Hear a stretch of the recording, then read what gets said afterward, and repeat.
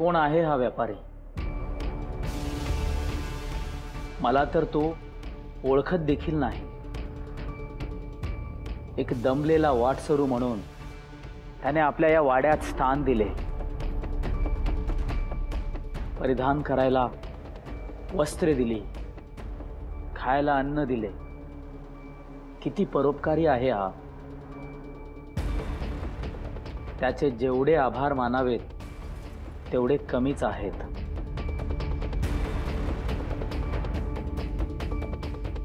पण मला खरी चिंता आहे ती माझ्या राज्याची, माझ्या मातेची, पिताश्रींची। त्यांची किती बिकट अवस्था झाली असेल। काय करावे काहीच सुचत नाहीये। त्यांना कसे कळेल की मी इथे आहे? पद्मसेना आणि तिच्या आई वडिलांसोबत हीच भेटीची तिथी ठरली होती ना? आणि मी बरोबर याच तिथीला इथे तामलिंदापुरात आहे। पण मी इथे आहे ही बातमी चंद्रसेन राजाला ठाऊक नाही। काय करावे काहीच सुचत नाहीये।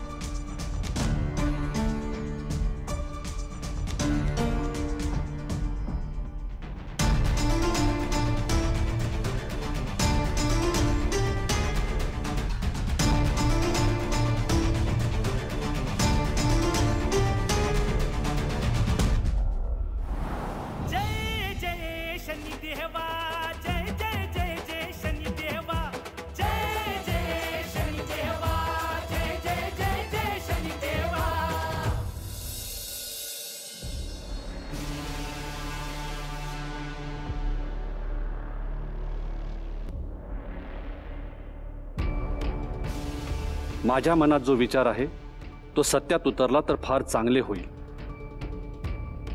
पिताश्री, कोण कुठला हा माणूस? का आणून ठेवलंय तुम्ही त्याला घरात? अगं अलोलिका थांब जरा, काय इतकी चिडली आहेस? पिताश्री, तो मनुष्य, तुम्ही त्याला आपल्या वाड्यात का राहायला बोलवले? हळू बोल। अगं ते आपले अतिथी आहेत, त्यांच्याविषयी असं बोलणं योग्य नाही।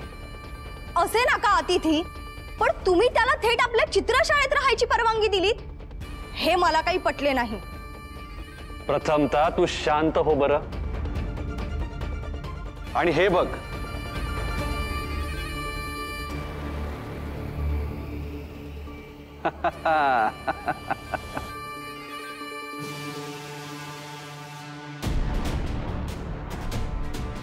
बाप रे, इतका महागडा हार?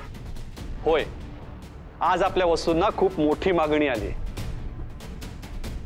ज्यामुळे आपल्या व्यापारात खूप मोठी प्रगती होणार आहे। आणि हे सगळं कोणामुळे शक्य झालं माहिती आहे का? त्या आलेल्या अतिथीच्या पायगुणामुळे। मला तर तो दिसताना चांगल्या घरातील वाटतो, आणि म्हणूनच मी तुझा विवाह त्याच्यासोबत करायचा विचार करत आहे। विवाह? नाही पिताश्री, त्या माणसाबद्दल आपल्याला काहीही माहित नाहीये, आणि मी असं कोणाशीही विवाह नाही करणार। अगं माझं ऐकून तरी घे, माझी लाडाची लेक आहेस तू। तुझा विवाह मी असा कोणाशीही कसा लावेन? आज त्या अतिथीच्या पायगुणामुळे आपली बरकत झाली। मी तुझा विवाह त्याच्यासोबत करून त्याला घर जावई करण्याचा विचार करत आहे। असे जर झाले तर तू देखील कायम माझ्या जवळ राहशील। मी काय म्हणतो, तू एकदा त्याला बघ, तुला तो आवडतो की नाही ते। ठीक आहे, पण तुम्ही म्हणत आहात म्हणून बघते हा मी. अलोलिका, हा? आणतो हात, मी जपून ठेवतो. का? मी आता काही लहान राहिले नाही. मी सांभाळू शकते हा हार. बर.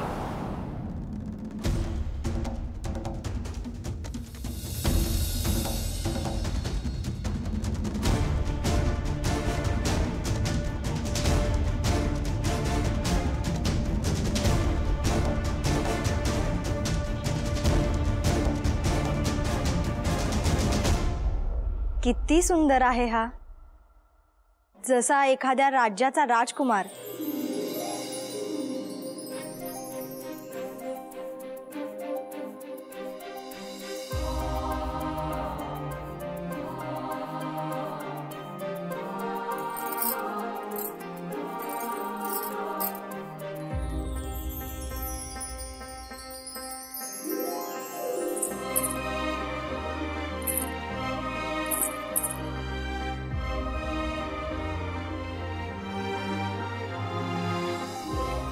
माझी इच्छा आहे माझा नवरा असाच असावा, देखणा, शक्तिशाली.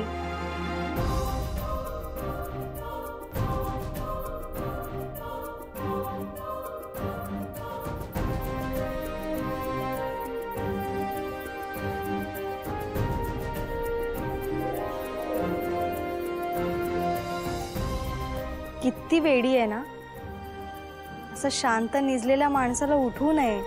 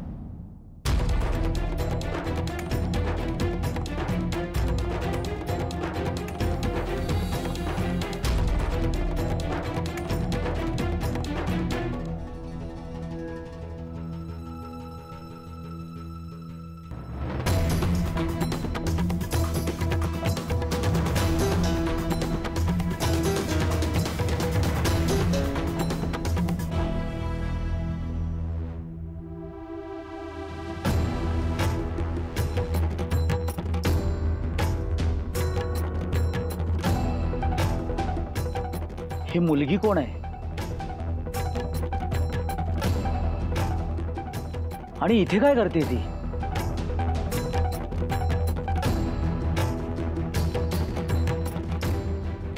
ही कोण आहे माहित नाही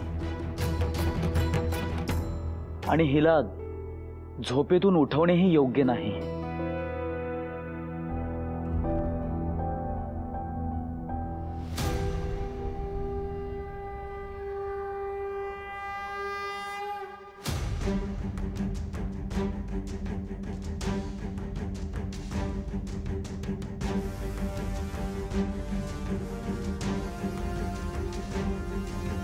नीलांजन समाभासं रविपुत्रं यमाग्रजं. नीलांजन समाभासं रविपुत्रं यमाग्रजं. छाया मार्तंड संभुतं. छाया मार्तंड संभुतं तं नमामि शनैश्चरा.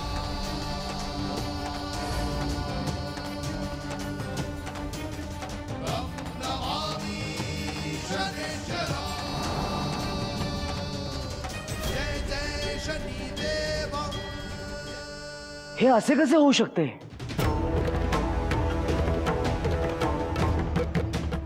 हा चित्रातील हंस सजीव कसा झाला?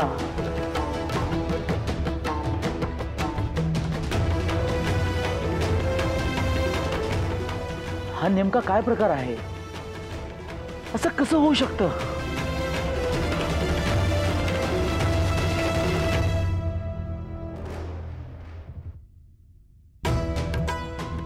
हे मी स्वप्न तर बघत नाहीये ना?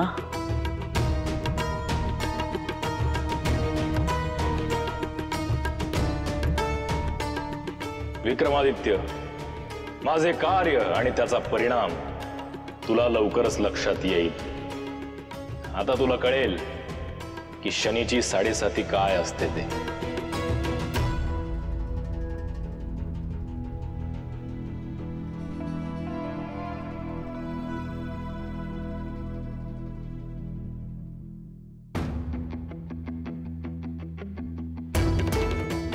हा सर्व काय प्रकार आहे?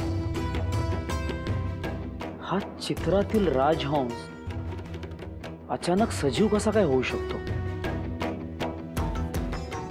हे सर्व माझ्या आकलनाच्या पलीकडचं आहे.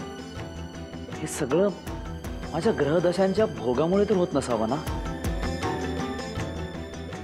आता मी काय करू?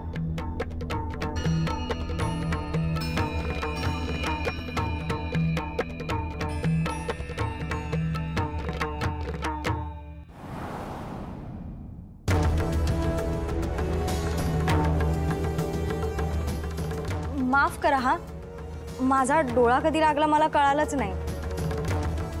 खरं तर मी तुम्हालाच भेटायला आले होते. मी तुम्हाला ओळखलं नाही. मी अलोलिका, तुम्हाला ज्यांनी आश्रय दिलाय त्यांची कन्या. या नगरीतील आम्ही नामवंत व्यापारी आहोत. नामवंत आणि दयाळू सुद्धा. अन्न पाणी वस्त्र तर दिलेच, पण इथे आश्रय सुद्धा दिला. मी त्यांचा कायम आभारी असेन.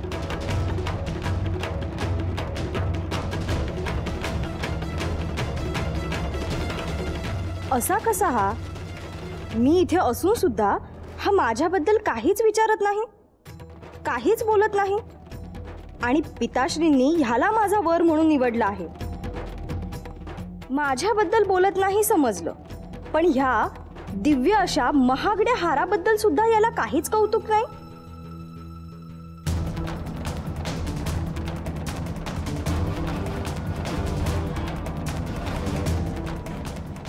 हार? माझ्या गळ्यातील हार? तुमच्या गळ्यातील हार? तूच चोरलास ना हार? खरं खरं सांग, कुठे आहे माझा हार? नाही नाही, मी नाही चोरलाय तुमचा हार. मग कोणी चोरला हार? आपल्याशिवाय या कक्षात कोण आलंय? मला चांगलं आठवतंय, मी आले तेव्हा माझ्या गळ्यात हार होता आणि आता तो नाहीये. याचा अर्थ काय? तूच चोरलायस तो हार. मी तुमचा हार चोरलेला नाहीये. मी काही चोर नाहीये. थांब, तू असा नाही बधणार. पिताश्री, पिताश्री! थांबा, असा आरडाओरड करू नका. मी तुम्हाला समजावून सांगतो, माझं ऐकून घ्या. मला तुझं काही ऐकायचं नाहीये. पिताश्री, पिताश्री! अलोलिका, अगं काय झालं? का असा आरडाओरडा करतेयस? पिताश्री, याने माझा हार चोरलाय. काय? याने हार चोरला? हो, यानेच माझा हार चोरलाय. हा दिसतो तसा नाहीये, हा ढोंगी आहे. यानेच माझा हार चोरलाय. तरी तुला मी सांगत होतो की तो हार मी जपून ठेवतो, पण तू ऐकलं नाहीस. मला का ओरडताय? याने चोरलाय तो हार. याला जाब विचारा. काय रे, कुठे आहे माझ्या मुलीचा हार? मला आधीच कळायला हवं होतं की तू एक भामटा आहेस. तुला घरात घेऊन चूक केली मी. मी खरं सांगतोय, मी यांचा हार नाही घेतलाय. तू नाही घेतला तर मग कोणी घेतला? त्या चित्रातील राजहंसाने घेतलाय.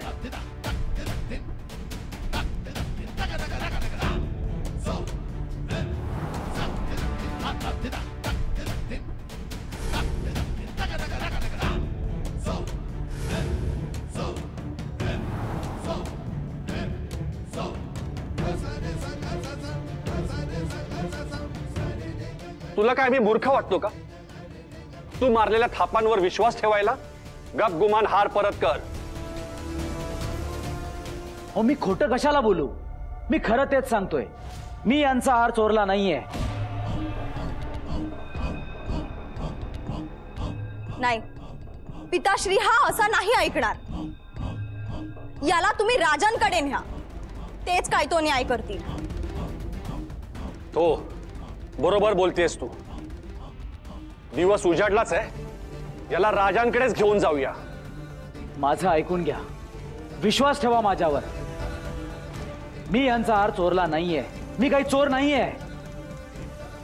कोण आहे रे तिकडे?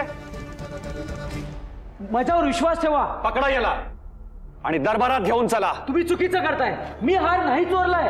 मी यांचा हार नाही चोरलाय.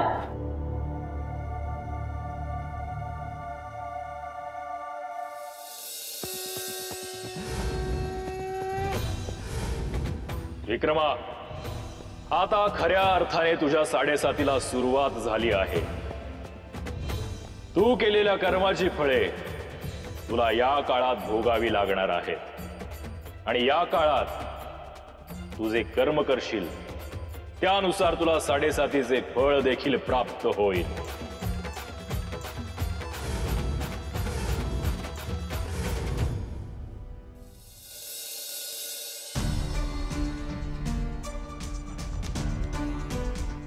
सभागण हो, आज आपल्या राज्यसभेत न्यायदानाचे कार्य होणार आहे. मी महाराजांना विनंती करतो की त्यांनी आज्ञा द्यावी. न्यायदानाचे कार्य सुरू करा. महाराज, आज आपल्या समोर एक चोरीची तक्रार आलेली आहे. ही चोरीची घटना फार विचित्र आहे. आजपर्यंत आपण कोणीही अशी घटना ऐकलेली नसेल. माझ्या तोंडून ऐकण्याऐवजी तक्रार करणाऱ्याच्या तोंडूनच ती ऐकावी. बोलवा रे त्यांना.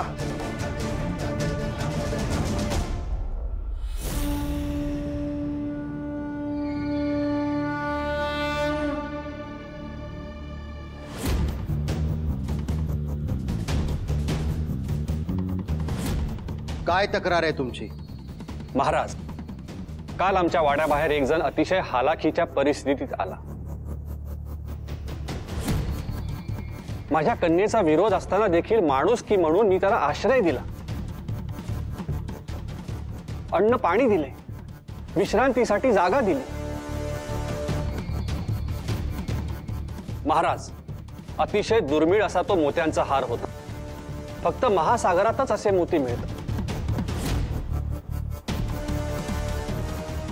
पै पै जमा करून मी तो हार माझ्या कन्येच्या लग्नासाठी खरेदी केला होता. असे मोती परत मिळणे अवघड आहे महाराज.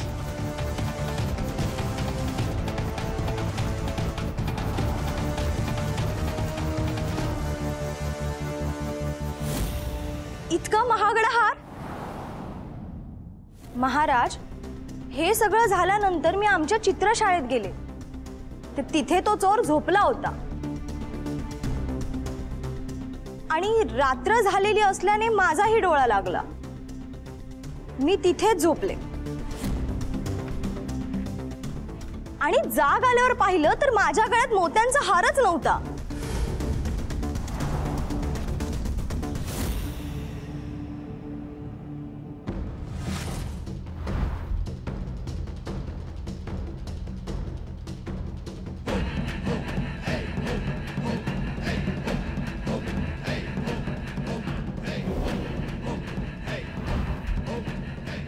महाराज, आता आपणच न्याय करून आम्हाला आमचा हार परत मिळवून द्यावा.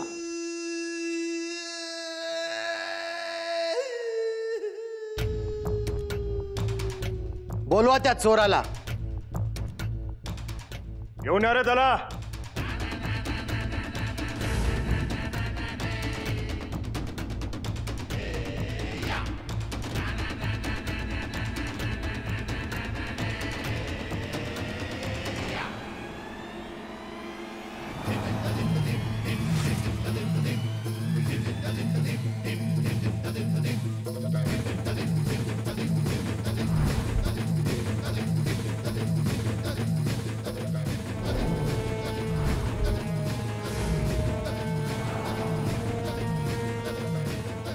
महाराज, आज तो चोर यांनी फक्त हारच चोरी केला नाही तर आणखीन एक गुन्हा केलाय. हा आपल्या राज्यातील नागरिक नाही, हा परराज्यातील नागरिक आहे आणि आपली परवानगी न घेता यांनी आपल्या राज्याची सीमा ओलांडली आहे.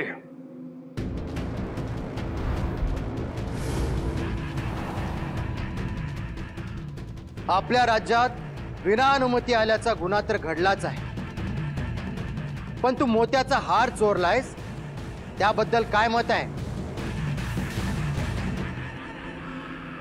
महाराज, यांनी मोत्यांचा हार चोरला नाही असं याचं मत आहे. प्रधानजी, त्याला बोलू द्या. महाराज चंद्रसेन, आपण माझे म्हणणे ऐकून घेताय त्याबद्दल मी आपला ऋणी आहे.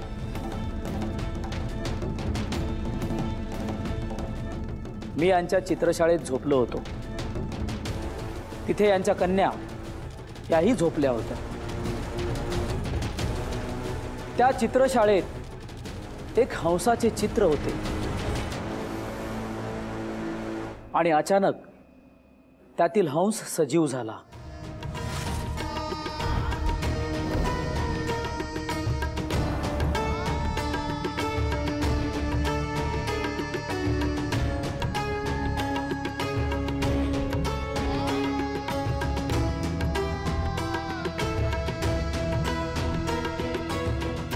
हे असे कसे होऊ शकते? मी चोरी केलेली नाहीये महाराज. चोरी ही हंसाने केली आहे.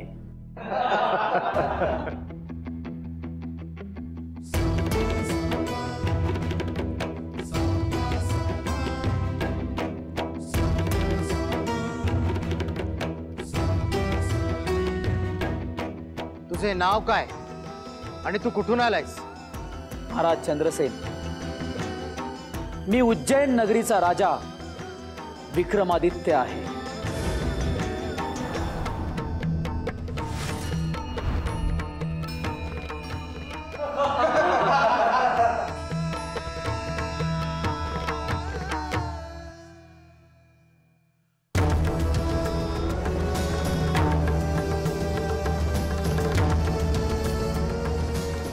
आज आमच्याकडे राजा विक्रमादित्य येणार होते हे खरं आहे. ही माहिती तुला समजली म्हणून तू त्यांचं नाव सांगतोयस. अशाने तुला जास्त शिक्षा होईल.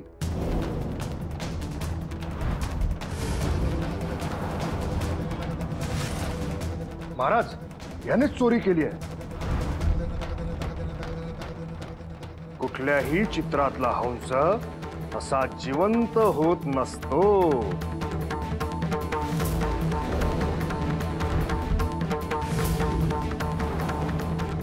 ते मला माहिती आहे, पण जे घडलंय तेच मी तुम्हाला सांगतोय. ऐक, तुला जर आयुष्यभर कोठडीत खितपत पडायचं नसेल तर तुझ्याकडे जो मोत्याचा हार आहे तो परत कर.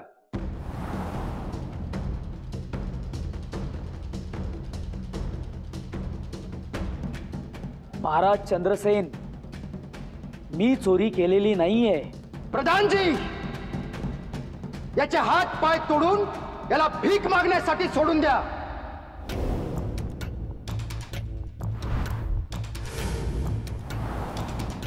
महाराज चंद्रसेन, आपण खूप मोठी चूक करता आहात. मीच राजा विक्रमादित्य आहे. मी तुमच्या कन्येला म्हणजे पद्मसेनेला भेटायला येणार होतो, पण अचानक. अरे मूर्खा, उद्या कोणीही येईल आणि अशी थाप मारेल. स्वतःकडे पाहिलास का? आणि विक्रमादित्य मोत्यांचा हार का चोरेन? हा चोर नाही तर ठग सुद्धा आहे. राजा विक्रमादित्य यांचे नाव घेऊन हा आमचा अपमान करतोय, आमच्या भावनांशी खेळतोय. प्रधानजी, याच्या शिक्षेची अंमलबजावणी त्वरित करा. घेऊन जा रे याला आणि याचे हात पाय कलम करा.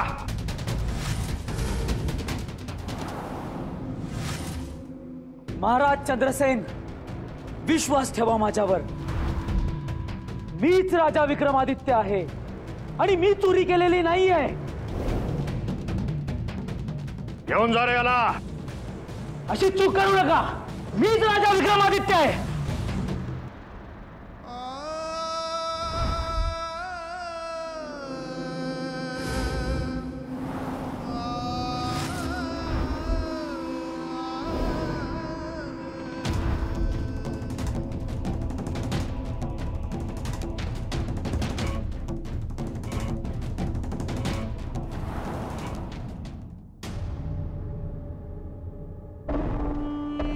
राजकुमारी, हो राजकुमारी.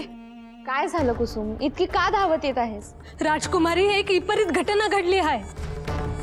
काय झालं? हो, राजदरबारात महाराज एका चोराला शिक्षा सुनावतायत.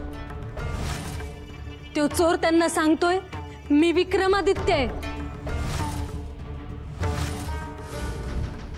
उज्जैन नगरीचा राजा आहे.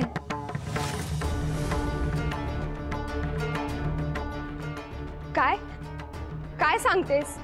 वय, खरं तेच सांगते. मग हे ऐकून सुद्धा पिताश्री शिक्षा करतायत? वय,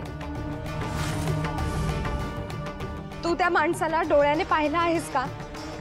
नाही, मी आता नाही पाहिलं. पण मला त्या दरबारातल्या एका सेवकानं सांगितलं आणि मी लगेच तुम्हाला येऊन सांगितलं. पिताश्री असं का करताय? खरंच जर ते महाराज विक्रमादित्य असतील तर अनर्थ होईल. चल, आपण जाऊन बघूयात.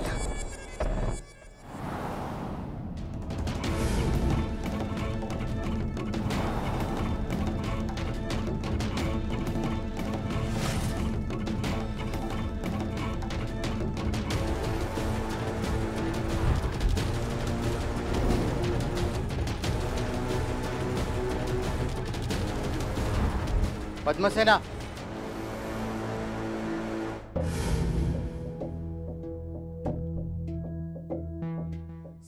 तू इथे कशी? पिताश्री, मी दरबारातच येत होते. मला असे कळले की तुम्ही आता कुणाला तरी शासन केले. हो, एक चोर आपल्या राज्यात विना अनुमतीने आला होता आणि त्याने आपल्या राज्यात चोरी देखील केली. त्याला शिक्षा करून मी माझे कार्य केले. पण पिताश्री, तो व्यक्ती सांगत होता की तो विक्रमादित्य आहे.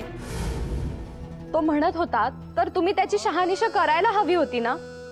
पद्मसेना, तू मला शिकवू नकोस मी काय करायला पाहिजे आणि काय नाही.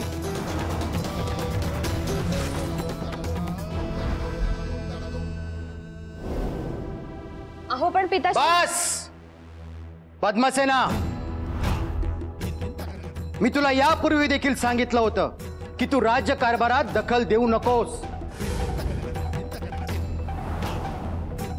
प्रताप, त्या चोराचे हात पाय तोडा आणि प्रजेला सांगा कोणीही त्याला मदत करता कामा नये. आणि जर कोणी मदत केली तर त्याला देखील कठोर शासन केले जाईल.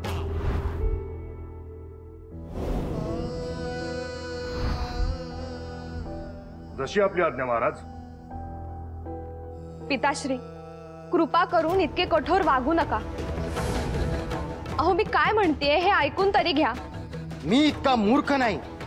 मला खरे आणि खोटे याची पारख आहे.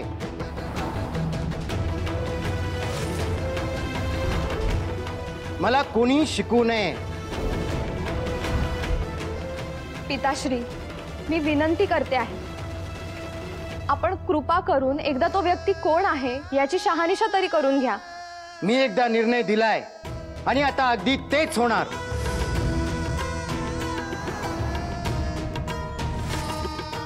त्या माणसाला त्याच्या गुन्ह्याची शिक्षा मिळायलाच हवी.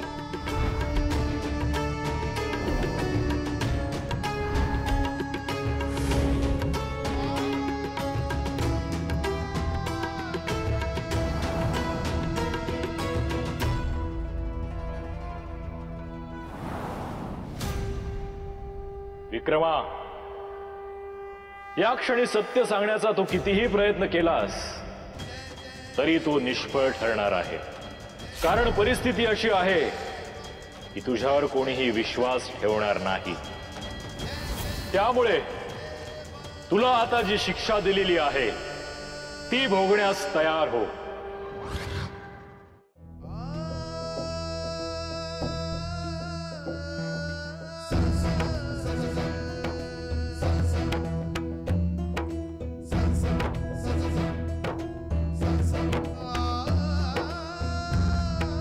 किती वाईट हाल झाले त्याचे, फार चौरंग केलं याचा. मग यांनी चोरी कशाला करायची? त्याचीच शिक्षा भोगतोय. पाणी पाणी पाणी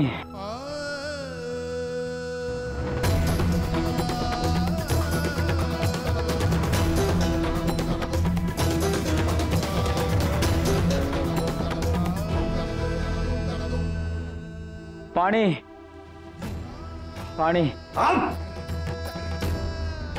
काय करतोय तू?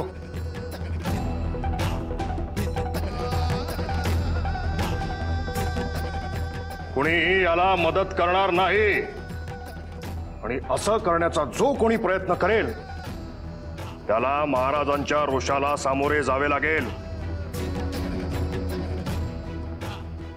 आणि सर्वांनी लक्षात असू द्या, महाराजांचा आदेश आहे. राज्यात जो कोणी असं दुष्कर्म करेल त्याला अशीच कठोर शिक्षा देण्यात येईल. पाणी पाणी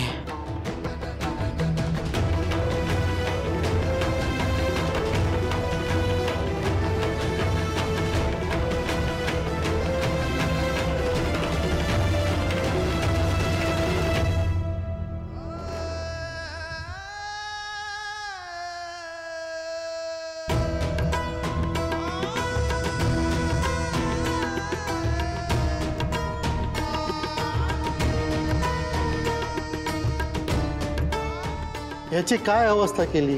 याच्यापेक्षा मेलेलं बरं. आता जगून तरी काय उपयोग? लय वाईट झालं. आपण याची मदत करायला गेलो तर आपले पण अशीच हाल होतील. महाराजांचा आदेश आहे, चला बाबा.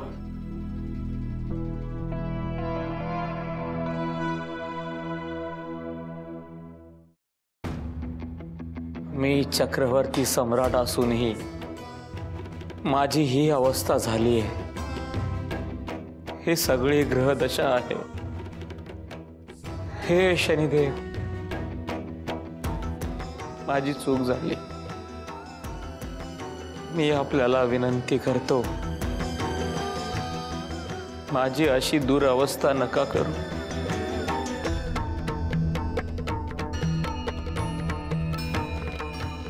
कदाचित वेताळ माझी यातून सुटका करू शकतो. वेताळ, कुठे आहेस तू? मला तुझ्या मदतीची गरज आहे.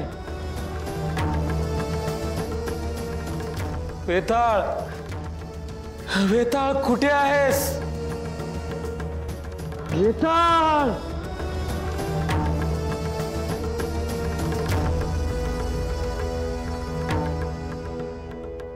वेताळ, तुला माझा आवाज येतोय का? वेताळ,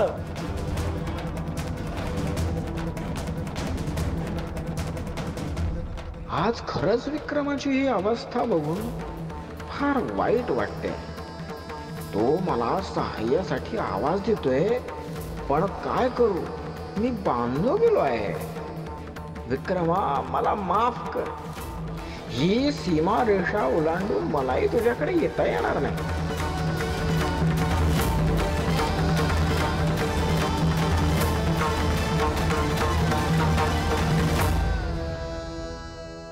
प्रणाम महाराज.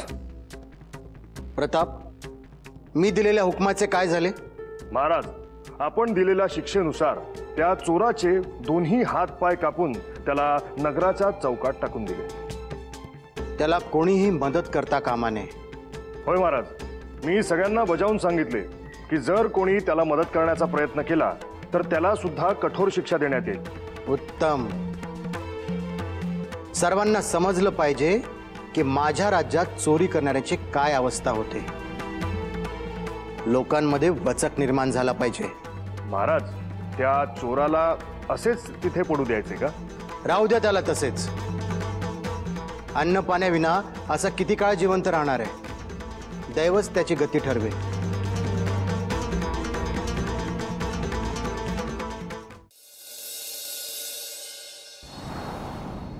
राजकुमारी, अहो मला तुमच्या मनाची अवस्था समजते.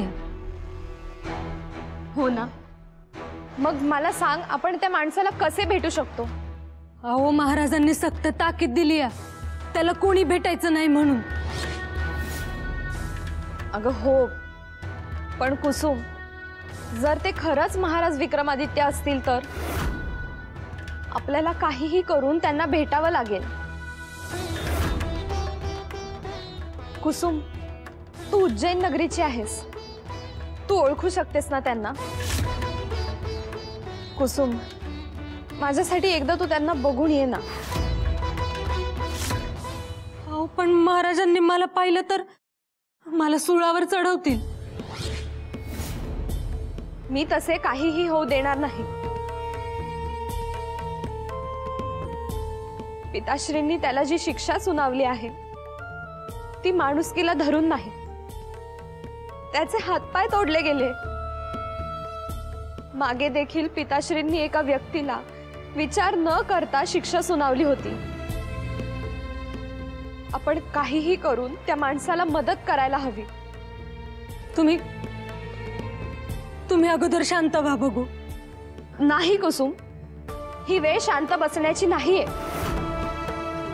पिताश्रींना काहीही करून हे सांगावं लागेल आणि त्या निरपराध माणसाची मदत करावी लागेल. तू इथेच थांब, मी त्यांना भेटून येते.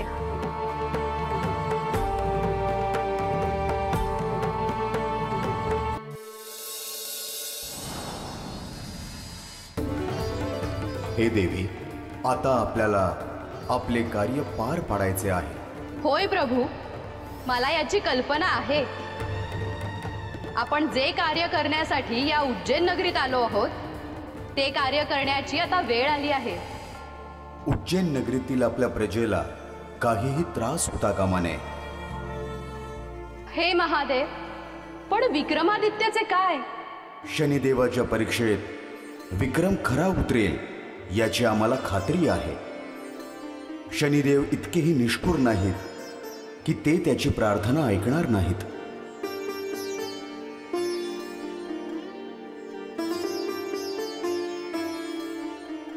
हे शनिदेवा,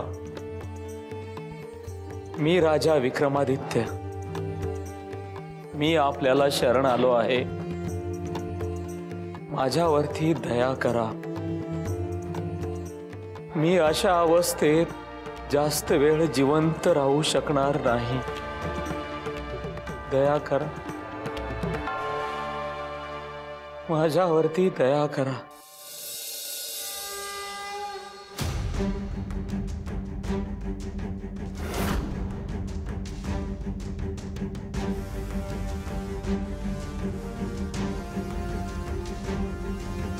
नीलांजन समाभासं रविपुत्रं यमाग्रजं नीलांजन समाभासं अरे काय अवस्था झाली रे तुझी? यमाग्रजं छाया मार्तंड कोण आहेस बाबा तू? मी उज्जैन नगरीचा राजा विक्रमादित्य आहे. पण इथे कोणीही माझ्यावर विश्वास ठेवला नाही.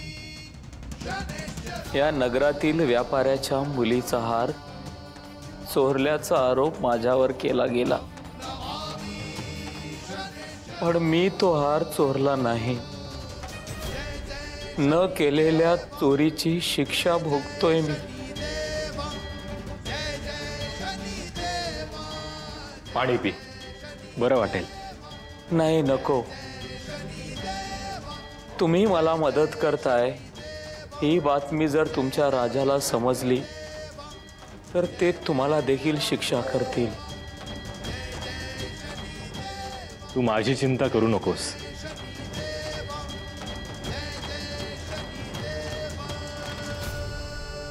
महाराज दयाळू आहेत, ते कठोर नाहीत. घे पाणी पी.